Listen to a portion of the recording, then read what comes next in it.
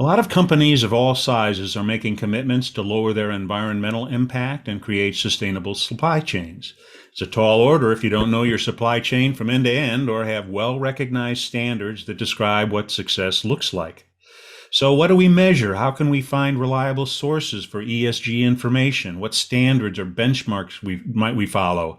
Who will help us get there? Because we often cannot do this alone internally. Welcome to Global Sourcing Insights from SIPS. This edition is a co-production of SIPS Americas and Spend Matters. Our guests today are Pierre Mitchell. He's the Managing Director and Chief Research Officer at Spend Matters. He leads CPO-driven research and IP development at Spend Matters and is the Chief Architect of the firm's industry-leading solution map framework. So welcome, Pierre. How are you? Thanks, Bob. Great to be here. I'm doing just fine. How about yourself? Excellent. And Nick Heinzman now. Nick is the Vice President of Research at Spend Matters, where he collaboratively sets the Spend Matters research and publication agenda. He also has served as a lead analyst for several technology categories, including contract lifecycle management, fraud analytics, startups, and the topic for today, ESG-focused vendors in and around the source-to-pay market. So, Nick, welcome. How are you? Thanks. I'm doing well and good to be here. Excellent. And of course, we are joined by Bill Michaels, our Vice President of Operations at SIPS Americas. Bill, hello. How are you? Good, Bob. How are you? Excellent. So, Bill, why don't you start us off and give us a little bit of an overview, because this is a huge topic. And you are talking to companies in industries, including oil, chemicals, and others who are grappling with these issues. So give us a little bit of the overview of what's the problem and why are people are worried about it. Well, I think it's kind of interesting when you think about what happens. So we have boards of directors and leaders of companies that are all mandating when they'll be carbon neutral or when they'll be carbon free, and that has to filter down in the organization, and it usually winds up in either procurement or supply chain function to kind of sort out what's happening in the supply chain and how do we get it to meet our goals. And so people are kind of scrambling for solutions. They don't really know where to go. In some cases, they're going to third parties. In other cases, they're looking for solutions. And, fortunately, today we're here with people like Pierre and Nick who really can give us some solutions. So I'll turn it over to Pierre. Yeah. So Pierre, what can you add to that? It is a huge problem, and how can we focus on it and what you're doing? Yeah, I think the biggest thing is that we're seeing companies doing, particularly as the progressive organizations and CPOs are doing, is they're really trying to take a emerging set of requirements, around ESG, and really trying to do organizational judo, if you will, use those great, new emphasis on ESG, and really use that to kind of bake that into their process in terms of how they engage with stakeholders, and also just and really also how they extend that out to the suppliers and to the supply chain. Suppliers are a gateway to the supply chain. Obviously, there's a lot of supply chain issues out there, more around availability and price right now, but certainly it's a key focus right now in terms of getting better ESG support from the supply chain, particularly with GHG and GHG greenhouse gas scope 3 emissions, which is inherently a way to have to go out to the supply base and really in supply chain and understand not just the the flow of goods, but also the flow of carbon and waste and all the other things that are important from that environmental standpoint. And then on the people standpoint, diversity, inclusion, those kind of things. Basically, anything that's important from a brand value standpoint to the company, we want that reflected in our supply chain and in our suppliers. And in doing that, there are great tools to do it. There are great data providers to do it. There's a whole ecosystem of folks that can really help in that regard. So, the world is your oyster, and CPOs, should look to that first principle of tap the supply markets for innovation for their own, for the benefit of the organization. So there is a risk management portion to all this. This is very closely related to risk management. So Nick, talk a little bit about that. It's very interesting to watch this market evolve. When I look back to the kinds of questions we normally ask technology providers in our solution map process or in our day-to-day work, we didn't ask about these things 2-3 years ago.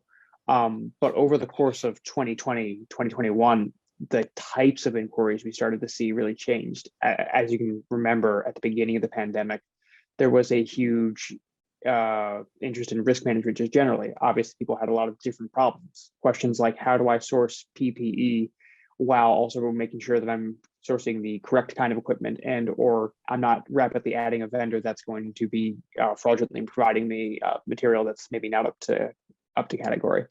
But over the course of that year, the interesting thing is that risk management sustained interest, but then also as we transitioned from 2020 to 2021, it was fascinating to watch actually, because it was like everyone went home at the end of the year, had to think about everything that just happened, and said, there's really more to this problem than just risk. It's about a longer term, more holistic view of how my supply chain works. And during that year, 2021, is when all of a sudden ESG topics came to the fore.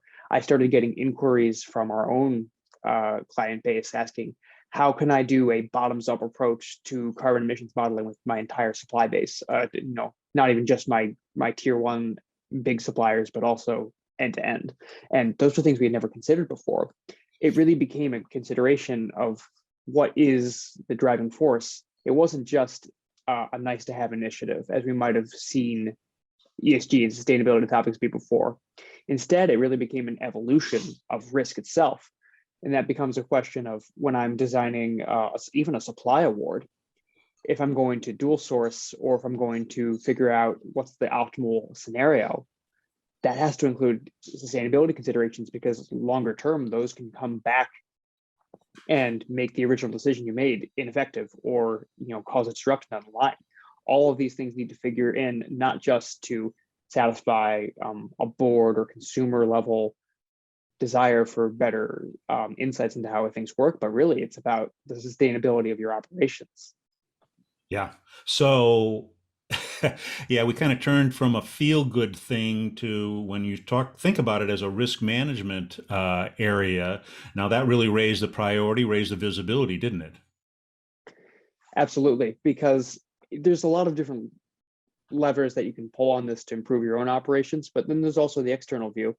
If we look at the regulatory environment, different jurisdictions, depending on where you are, in the UK, Australia, modern slavery has become a major issue. One of the things we're looking into right now is a continuation of our research that we've done over the past year, supply chain traceability and transparency. There's a German law that was signed last year around June, will come into full force around 2023 June, where there's going to be a mandated responsibility to look as deep as you can into your supply chain and assure that labor standards are correct. There's questions about even future requirements, potentially from the SEC, around carbon and climate disclosures. All of these things are coming around the corner, and I feel very strongly that it's both an internal and external thing. You can have the external push saying you need to do these things, which becomes a regulatory reporting requirement, but there's also an ability to see that as not just a push, but also an opportunity to improve the way you approach these problems, whether that's from network design to getting closer and more collaboratively involved with your suppliers to see what those conditions are like and how that can improve not only just the labor conditions, but also the output of whatever supply you are trying to procure. Excellent. I think it's also a generational thing where, people coming into the workforce now are expecting companies to have corporate social responsibility, and it's going to be part of the customer base and customer requires. So we got the regulatory requirements, but we also have customers that are demanding that we have sustainable products. Excellent. So I'd like to dive into the process now. And when you review these companies for Spend Manager reports, you dive in very deeply, and we really don't have time to walk through the entire process, but can we get a little high-level view of what are some of the examples of your methodology? Sure. So like we were just discussing, it's really a question of stepping back and asking, what are the issues that procurement organizations are dealing with now and then are likely to face over the next 3 to 5 years? So we looked around different themes related to social trust, the environment, also ideas around the ability to support a circular economy approach. And what we ultimately came up with was a list of key issues. They included anti-corruption, human rights, modern slavery, diversity and inclusion, economic inclusion, like issues around access to capital for smaller suppliers, carbon footprint and emissions, tracking broader environmental impact, whether that was deforestation or water stress, then waste management, especially as it relates to recycling or circularity. So using those as the guiding framework of looking at how do we address these issues, we took a fork. We went to all the vendors in the space we already knew and started asking them again, how do you today support or plan to support your customers on these issues? And then we also started scouring the market, whether it was related ecosystem vendors of the larger vendors or meeting new vendors for the first time we never knew, looking for specialties and specialists on this topic for individual areas, and then trying to give us basically an view of what is available in the current traditional S2P market, but then also what are the adjacencies that need to be looked at that are complementary or that will increasingly become part of the source to pay consideration as we look at the evolution of this topic in the field at large. Excellent. So, if I'm not mistaken, you've reviewed at least 15 companies that provide some kind of help to supply managers, and they look at the issue through different approaches or lenses, or they're just structured differently. And I think, if I recall correctly, you categorize them as some that are look at it from supply chain visibility. Another was they sort of had an add-on as part of a source to pay solution. So these were existing vendors. And then you also have a group of sort of newcomers maybe who are specialists with a pretty narrow focus. Have I kind of gotten that right? Yeah, pretty much. I mean, we have, like I was saying, with our methodology, we looked at both the current market, the adjacent market, and then kind of a bit more out there market that's related. So we, even in the source to pay one, we looked at different suites, different supplier management specialists, and then also more risk specialists, whether that would be, supplier or supply chain risk. Okay. And this So, is more, and also Bob, just a quick point. There's some of these tend to be more technology focused, and there's also kind of a whole and focused a lot on kind of the E and the S. There is some of the G. I mean, because there is a whole market around corporate GRC, third-party risk management, the OneTrust and metric streams and RSAs and service, all these folks that are dealing with that. And obviously, the sustainability environmental requirements are going to, the social and environmental requirements are going to can flow through that. But a lot of that is very much kind of corporate risk focused governance questionnaires. Had suppliers filling out the surveys, things like that. And what we were trying to get at was a little deeper into some of these individual types of content and expertise and things like this, particularly around like greenhouse gas emissions and just some and try to look at some of these different sample categories. So this was not kind of a deep diving into the corporate GRC market, because that G is really critical to making sure, we're doing the risk and compliance and protecting value, but it's also how do we run our business and make sure that those values are reflected in our supply base, and with a focus on the social and the environmental aspects and some of the new providers that are coming out there, which is a really interesting evolving ecosystem, which is where you're going. excellent. Yeah. So let's start with the category one of these suppliers, the supply chain visibility approach. And I think we had some companies, if I'm not mistaken, Circular, Supply Shift, Transparency One, FRDM, pronounced Freedom, and Whole Chain. And again, without going into the specifics of each company, because that's something that we can provide our SIPS members in a separate report, a print report that'll be really much more useful. What do these companies have in common? Where do they get their information? And how did you kind of approach them? What makes them different from the other category, the other kinds of approaches? So this is a really interesting group, and one I was very excited to push into more because it's become a burning question. We just talked about the regulatory push and also the consumer push around and greater visibility across all of the company's operations. The unifying factor is that these vendors go beyond tier one, sometimes to a large extent, way beyond tier one. They can go at least a tier 5 or 6 if that tier exists in your supply chain, depending on what kind of supply chain it is, or even, in the most advanced and thorough cases down to tier 7, 8, 9, if those are available as well. And they all take different approaches to how to get this information based on the requirement.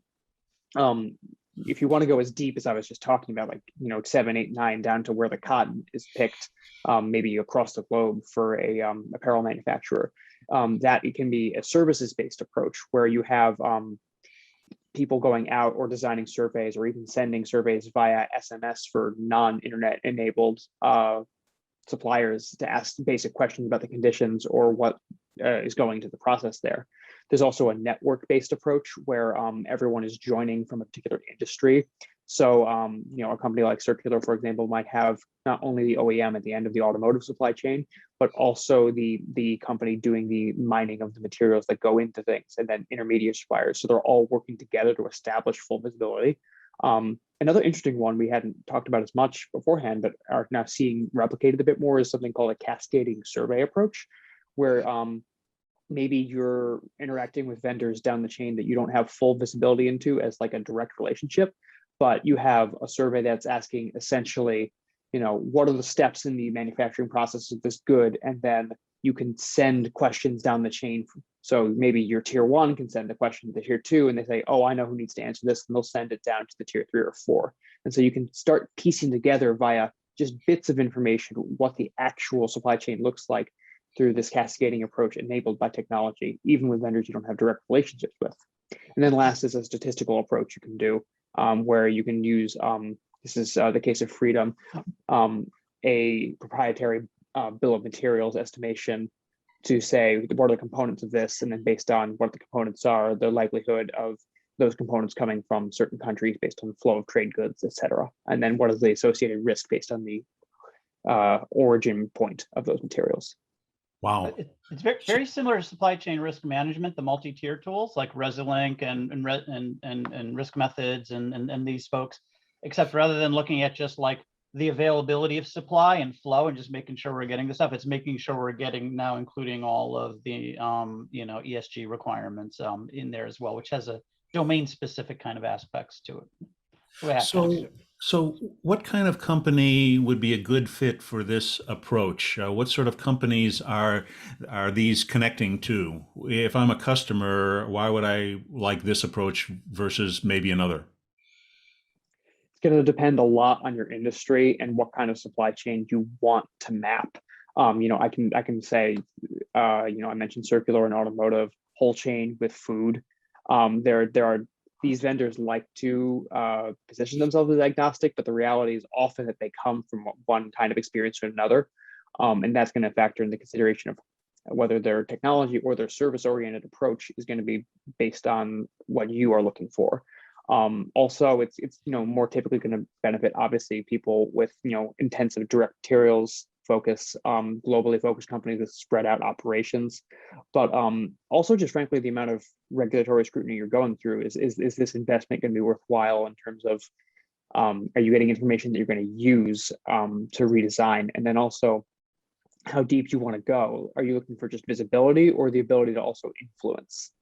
Because some tools might mostly be a go no go decision on should I be changing something, whereas others are going to even include things like SMETA audits, the ability to layer on an analytics layer to make decisions about network redesign. It's a question of how deep you want to go and if that's going to be an ultimately useful value prop for you. I'm sorry, Bill, go ahead. You guys envision a time where some of these suppliers will the industry will go out to these suppliers to actually hold the data, who's been trained and what's happening. Do you see that kind of consolidation or collaboration among some industries? Yeah, I mean, you see some of that in some of the initiatives, like Thomas Edison is driving it, Bayer, in terms of those industry collaborations, because there are so many standards out there, and you see a lot of providers, content providers and consulting, just the whole ecosystem. A lot of folks try to kind of monetize, a lot of these standards, and that really creates a very noisy, messy, non-connected environment when in an area where you're trying to bring some of these things together. So there are a lot of these industry specific focuses where they'll take, some stuff from, CDP, they'll take, they try to adopt the broad standards, but they tune them a bit to their industry. And then they really are trying to get everybody to, all their peers to get on the same page so that now the ecosystem kind of has a a common set of requirements that everybody, for the common good, we can not compete on, something that we all need to be doing as, just like running water, right? Clean air, running water. Yeah. So Nick, I So don't know, Bill, what's your perspective on that? yeah. So, Bill, you've been saying a long time, you've been preaching the value of mapping your supply chain. So, is this music to your ears when you hear that companies are, and there's actually, solution providers in this space? I mean, that's got to be a good thing that are you cheerleading from the side? Yeah, I am. But the sad fact is that when you look at companies, they still focus on tier one. They don't look beyond tier one, and so you've got a whole bunch of uh, work that needs to be done to make sure that they get into the entire supply chain and understand what the value of that is. Yeah. Yeah. So it sounds to me like there's no excuse now for anybody to say I can't look past my tier one because now there's companies they're doing that for you. Pierre? Yeah, no, that's right. I mean, I would say that, people can be like, a lot of procurement folks are like, hey, I don't have a huge amount of budget. I can't just go start buying all these different providers. So there's a couple things. So one is certainly make sure you're aligned with other initiatives out there, corporate initiatives that are out there around sustainability and also around innovation. I mean, if you look at a lot of the supplier innovation things, they're all around packaging and making sustainable packaging and things like that. There's a lot of great category plug, kind of tie-ins that you can do around renewable energy and, things like that, where you can use these new set of requirements to really energize a lot, events, travel, those types of things, obviously been impacted by a lot of this, and obviously on the commodity side. So one is to kind of plug into what others are doing, but two, also, this doesn't just mean a new set of technology vendors. What you're seeing is a lot of times there are tech providers that are utilizing other kind of more content specific providers. So someone like an EcoVadis that does sustainability ratings, great. They're just an API away. We can kind of plug them into whatever source to pay app you're using to kind of use them, like you might use, risk, like rapid ratings on, supplier risk or DMB or any. So there's a whole ecosystem of folks that are providing more and more content that you can just kind of subscribe to and kind of bring that into some of your existing process, just as some baby steps. Maybe, hey, I just want to get tier one down and I want to do more than a supplier code of conduct, right? Great. Let's kind of start with baby steps. Then when we are saying, all right, when we're going multi-tier, now we can start looking at these things, to kind of, look for the heavy hitters that are built around these much deeper kind of technology stacks. Excellent. So let's move on to the next category of vendors. And I think you've started touching on it, the source to pay suite solutions. I think Coupa, GEP, Evalua, and I don't know how they pronounce it. Is it Jaeger or do they pronounce the J with a J? You will tell me. And SAP, Ariba, what do these companies have in common? What's their approach and why did you put them into this category? Yes, it's Jagger, and I think probably maybe you had some Jägermeister back in college. I don't know if that was the confusion there, but Nick, you wanna give a little bit of overview there? Yeah, sure. So in our classic definition of this, we look at a source to pay suite having a set of defined components. They are sourcing, supplier management, contract management, e-procurement, and the invoice to pay, or sometimes called the AP automation process, with an underlying spend analytics solution as well. A lot of different vendors can offer different components of this and different configurations, but that's the basic idea here. And that all makes them kind of sound the same. But really the devil's in the details of how they approach this market and how they enable the STP process. That, to be honest, that's one of the big reasons we are in business, to help people really understand key differences between these vendors and also their histories, which can wrap up to a lot of different acquisitions of specialists that are commonly integrated or in the process of being integrated to make completely different solutions. So when we get to the ESG part, though, it becomes a question of what specialty capabilities have they maybe built out or acquired, like sourcing optimization. What amount of data are they getting, which is usually from third parties rather than generated themselves? What data are they getting and can they use in category management processes like strategy definition, or downstream when you are having your own stakeholders making purchases? To what extent are you offering information on diversity of select vendors or the sustainability ratings of certain vendors to help guide the buying decision? A term Pierre coined many years ago as guided buying. But ultimately, there's some underlying considerations as well around the largeness of these vendors in that they offer supplier networks as well for select ones. And that can also be a source of reusable data, a little bit friendlier to suppliers in a way in that they can input their ESG type data, usually around diversity especially, and get that onto the network for reuse. So some are Ultimately, not though, just it's about automating the process, they're actually using their customer community for insights. An example is Coupa. GP has their own native supply chain solution that is built, integrated in with their procurement solution. They also have a kind of a business process outsourcing and consulting business. So they have all this content that they can use to be like, hey, if you want to just outsource the whole thing to us, we'll just take it on and you don't even have to worry about it, at all. So they all have different takes on how they solve this problem. I'm sorry, Bill. Yeah, I'm thinking that, they must have a ton of data that they can actually build programs with and do things with that other people. They have a competitive advantage over a lot of other systems and capabilities because of the data they're getting on and diversity and. They do, and you have to kind of understand that so that you can make some smart choices, because you might be very happy going into the walled garden, if you will, with a one-stop shop that does all that stuff. But if you're pretty advanced and you've built these models out and you've got a lot of other things in place, for those who want to kind of roll their own or integrate different things, that's where you might want to break up your market basket of requirements and say, hey, in certain areas I'll do, other areas I just want to subscribe to some really good content and ratings and things like that. I'll do the process automation. So it kind of depends on where you are, and depending on where you are, match that up with the market. That's where you're going to get the kind of best match. Where does a small to medium-sized company go?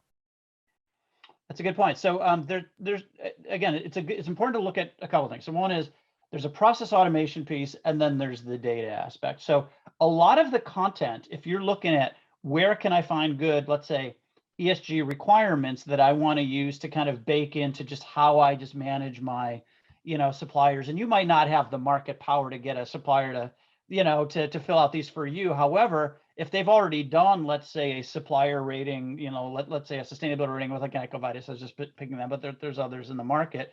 Great, they've already done that. They've got the score. It's turnkey, ready to go. You can, use providers, like an EcoVadis or whatever to kind of find these companies. And a lot of that stuff is already built, just like, D&B, great. They've already gone through the D&B process. They've already done. So if it's just the content, it's fairly straightforward where you can use some of them. And then some of the providers, Nick, maybe you can talk about if any of them have any kind of freemium or entry level, kind of offerings or things like that, because this can kind of almost be biased towards the high end of the market. Well, sure. And actually, the interesting part is we looked at source to pay suites, but we also looked at specialists that do a part or component of this in the market. So if you're not ready to maybe go down the route of a whole module or set of modules for this process, there are either complementary solutions in these people's ecosystem if you're going down that route eventually, or specialists that do just supplier management that might be a better fit to your more constrained needs and to your budget. The vendors we looked at in that space go by different names. They include vendors like Kodiak Hub or Tealbook or Graphite Connect and a few others. And we can talk a bit more about those as needed. But the general idea is that if you are needing to go deep in one area, which is something we talk about with specialists in this area too, you don't necessarily have to go with a suite unless you're looking for some of the larger projects. I would never say anyone goes to a suite for ESG stuff specifically, but that becomes a selling point later on. It's more about getting your house in order, and then the benefits of having that centralization of workflow of data to then do some of the more advanced stuff off of. And if you have a corporate GRC group that already has a solution, nice solution from Metric Stream or Avo or any of these others, kind of third-party risk management, great, right? You can kind of latch onto that and make sure that you've got those requirements in there. And also, you want to be connected to third-party risk management and third-party management in general anyway, because whatever they're doing should be a consistent way in which you go out to your suppliers, regardless of whether it's cyber or these other requirements as well. So if it's already bought and paid for, no reason why you can't go ahead and latch onto that as well. I'm sorry, Bill, I cut you off again. So can a small company come to Spend Matters and you kind of send them in a direction or tell them where to go or give them the process that they should use to kind of find their way, especially if they're low budget and low manpower. Yeah, absolutely. I mean, we one of the things that we do have is in the thing called Solution Map that we have. You can just go to Spend Matters right now, go to Solution Map. It's not deep. We haven't taken all the ESG requirements and kind of put them into our Solution Map methodology, which is kind of like our kind of magic quadrant on steroids, if you will. But in that model, we have a kind of freemium level, so you can just go to Solution Map, pick an area of interest, pick kind of a persona that's closest to you, and you can get basically your semi-custom readout of the providers in the space, and you just get it as a PDF ready to go. If you want to go to the next level down to the, 2 levels down to the 600 requirements, that's where we, work with companies on a commercial basis to kind of help them, kind of go through a quick process of a couple weeks to kind of go and find that ultimate best match, get some intelligence, all that kind of stuff. But yeah, we got to have a freemium thing too, right? So Yep. and then based on the research studies that like Nick did here in ESG, we've got a lot of insights kind of at the it's called the Harvey Ball PowerPoint level. We haven't put it yet into our tool yet, but we're getting there. We'll be there soon. Okay. Exactly. We've started a bit with this on the risk front. We've put in some stuff around labor, carbon emissions, diversity, et cetera, into our risk management framework for supplier management vendors. So you can increasingly start, matching yourself to those things, but it's a longer term process. As you see, it gets very in the weeds very fast. So.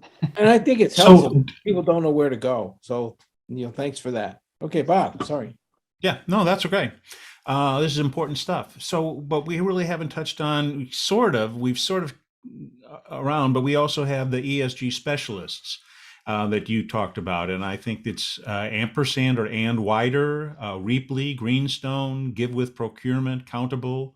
I think those were in that category. So what are they, what's their approach and why are they a little different from the other guys? Yeah, the quick explanation here is that the thing they have in common is they have nothing in common. They're specialists in the truest sense of the word, that they will focus more narrowly on a category or specific issue, and they will be great at that. And wider, for example, is a labor specialist where they can go in and do deep multi-tier assessment of the labor conditions via like an automated survey process, talking to the actual workers there. Briefly is a circular economy specialist. Greenstone, although it covers more than one area, really has great expertise in carbon emissions documentation, especially working with suppliers for that effort. And this is what we found going through the source to pay, the supplier management group, even the supply chain visibility group. It's that if you want to go deep on a specific issue and really kind of start fixing it, not just at the reporting check the box level, it does require a certain amount of expertise that these vendors you traditionally work with in the space, they just admittedly don't have, and they're not claiming to have this expertise. I would never go to a suite vendor and say, are you a carbon emissions specialist? And they're gonna be open about that. The data typically comes from other places, and that's okay. But if you want to really get into creating your own data, I mean, let's take a vendor I looked at even after this project called CarbMe. There are approaches to modeling the components or the materials going in that you want to then have a predictive aspect of how do I then take out carbon here, and then modeling also the process of, it's like supplier performance management. I want, at our next contract to hit these goals, these KPIs. It becomes a conversation of how much carbon are we going to take out and how are you going to do it? And that's going to be a conversation if I renew this transportation contract or not. And there are vendors now that are not only providing the tools to, automate that workflow, capture that data, but also the expertise in how you go about it. And that's where we really get to a specialist level. It's like category management, right? There's going to be all sorts of category specialists that are out in the market. You're not going to find one vendor that goes to that level of depth, across in all those categories. This is the same idea. So this has been mind bending. Do we have any final takeaways? Nick, what did we miss? Anything? Well, rather than miss, I'd say what the final takeaway should be is that this is not an overnight process, and it's an evolution of different procurement mindset. It's not about a new initiative. It's taking taking risks to a different level, but also supply performance to a new level. These are not ways to fix fires. They're really ways to change the way you think about accessing supply markets, about the way you work with suppliers. Ultimately, I think that's not just because a regulator is saying you have to do it, or your supply market is your consumer market, is making you react a different way. It's about improving procurement performance. It's also, we're talking about the G overlapping ESG, GRC. We're talking about brand multiple, brand risk. It's procurement's best opportunity, in my view, to link itself to a corporate-wide initiative, while also having a strong effect on its own performance. So it can be a win-win, or even a win-win-win if you count, the benefits of society as well. Yeah. Pierre, Yeah, you're gonna have to do very well to top that. Okay, well, I'm just going to build on it, so I'll just glom onto it. How's that? So I would start, if you look at kind of ESG and do a little Venn diagram, and you think about the triple bottom line, those things, around people and planet and profit. Profit doesn't necessarily mean one company. It was that whole framework came around, how do we reduce the environmental cost and really just total societal cost? And since it's supply chain versus supply chain, it's really the companies that are working together to do this jointly and the most efficiently and effectively. That really helps you do that G, because that governance is really just simplified as just what's important to us and how do we manage that? Who owns that? So that G piece then links to R and C. So if you got, corporate risk management folks and whatever, terrific. But with all these new set of requirements, you just got to get everybody together and say, like, what is actually important to us? Who owns it? Who's resourcing it? Who's accountable for it? Then great. How do we drive that out to Nick's point? How do we drive that out to the suppliers and the supply base and the supply chain?